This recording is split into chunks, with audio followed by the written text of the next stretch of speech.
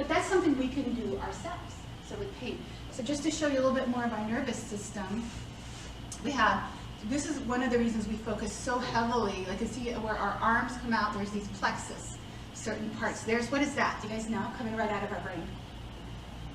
This is why we're alive. It's our brain stem. Okay? When you sleep, do you think about breathing and your heart beating? What does it? Automatically keeps you alive. Your brain stem, it's the oldest part, it's called the reptilian brain.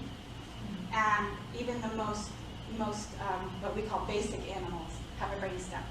It's what keeps the heart going, and it's part of the nervous system that's automatic. And it's controlled by the automatic or autonomic nervous system, right? And so here's an example, another example of what our nerves look like. And when we are, this is what I think about when we are doing these stretches, because I'm actually thinking anatomy, and I know that when we're doing our armpit, I'm loving this bundle of nerves right here and letting them know.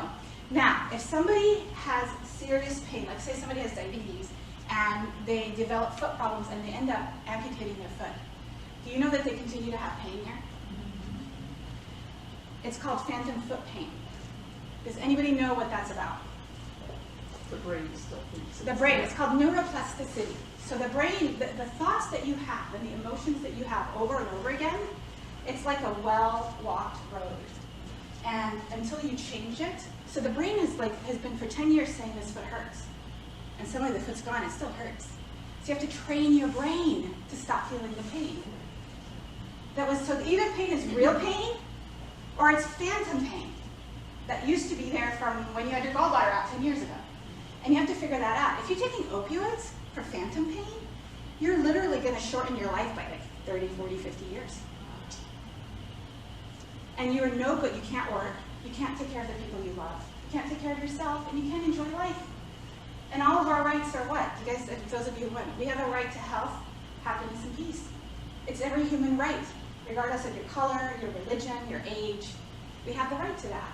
And so by giving these external things that might hurt it, we're not really helping. And by complaining about pain that may be either phantom or not, so sometimes pain is, we have a special way of telling them it's appendicitis and it needs to be out. And you do need surgery for that. And if you have surgery, you do need pain meds. But you don't need them for the rest of your life.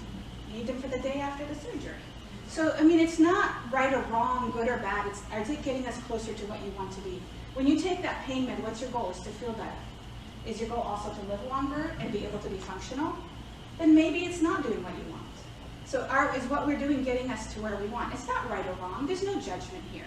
We need to let go of all judgment. The world used to be black and white. We used to be male, female. Are we male, female anymore? No. No, some of us are gender fluid. Yeah, I'm trying to figure that out. You know, but that's okay. That's okay. If you feel that your gender is wrong and you'd rather die than be that gender, that's fine. We love you the way you are. You know? Or your sexuality. It's no longer one that's fluid sexuality. So the world is really changing. In the world of the future, if you think of our young people, they think differently. You know? And it's really interesting because I work with mostly millennials. And they come in, how you do? I mean, I never once complained to a fellow doctor. I never once would even go up to somebody who's in authority. But they are very casual. And I have to realize it's their generation. It's the way they grew up. So realizing that each person comes from where they're at. The other thing you need to know is fascia. Fascia. You guys know that there's this crazy network of connective tissue that's on top of our muscles, between our bones. Without it, there's a condition called Ehlers-Danlos. You have these amazing, powerful muscles, and you're like this. Whoa, loosey-goosey. They can take their fingers and bring it all the way here. Yeah.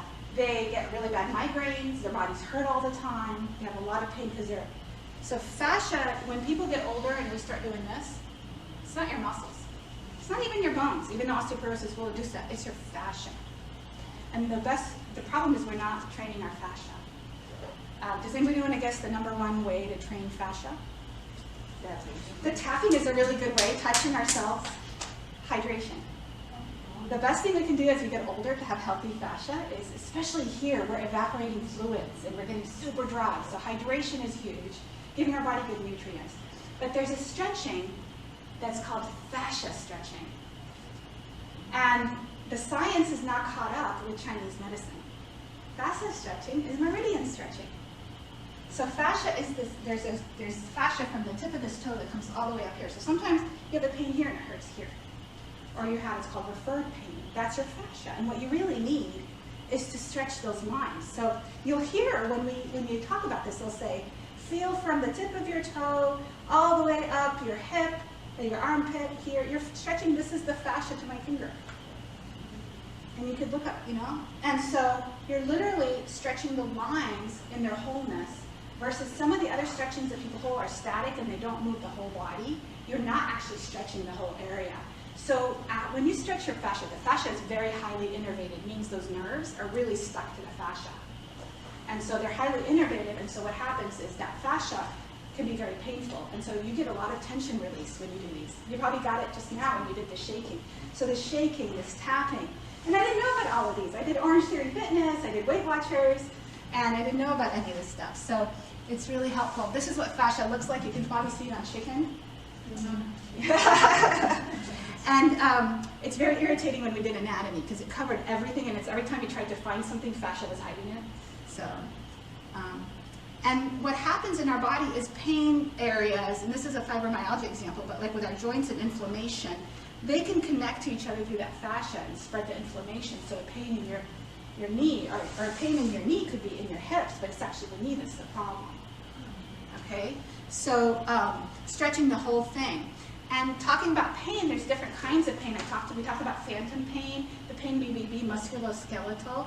Or what happens is if you're constantly under inflammation, like imagine if you have like arthritis or got trauma here, it gets really big and swollen, and just you can't even touch it and it's so painful. So how do you think we clear some of those pains? Exercise, eating right, all those things. And I would always say, try all the things your body heals naturally, the gifts that we have that we were born with, our natural healing ability, before we go to drugs that may have long-term side effects and may hurt us. And really for me, health is about mind, body, and spirit. And I feel like you have to have health in some of these. There's people who don't have good physical body health. They live with muscular dystrophy, or they live with cystic fibrosis, but they're some of the happiest people I've ever met because they have incredible mind and spirit. So the three balance each other. And the thing is, stress isn't bad. There is a perfect stress that you're at the most productivity. Too little, you're too relaxed, you're dead. Too much stress, you get distress, burnout, and you're dead. So if you want to be in your perfect creative place, is here. And I would say this is where mindfulness is. This is where you get there. And so with my students, I showed them this, and the things that increase all of these are exercises like fascia stretching, nutritional positivity, appreciation. There's been a lot of really good evidence on both forgiveness practices and gratitude practices, which you notice we incorporate. So in here, this is a mind, body, spirit class. This is what's different about body. It does everything. It uses your brain, it uses your emotions, it uses your mind, body, and spirit to connect you back to your body. And if you have something serious, you should go to a doctor and get that looked at. I'm not in any way saying that Western medicine is wrong. I'm just saying we jump too fast to big drugs, and it doesn't make any sense.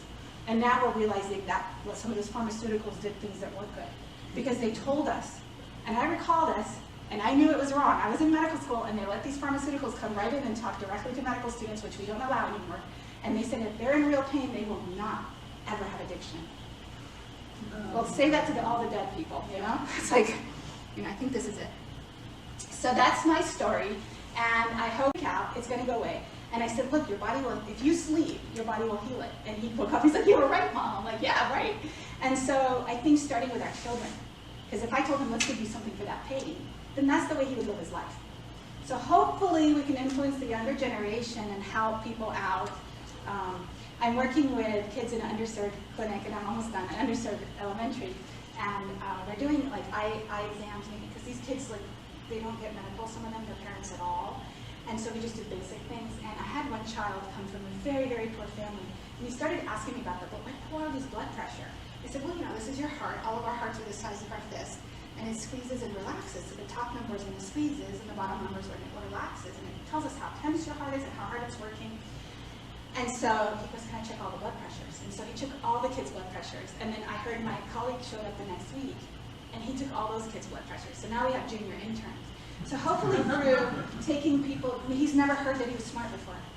He's never heard he was capable because his parents just were hand to mouth and they're just barely living. And so if we can make a little bit of a difference that way, and if you see somebody who might not get any positivity in their life, and just that little bit, you know, to me, that's what we're here for. And now I'm aligned with who I am.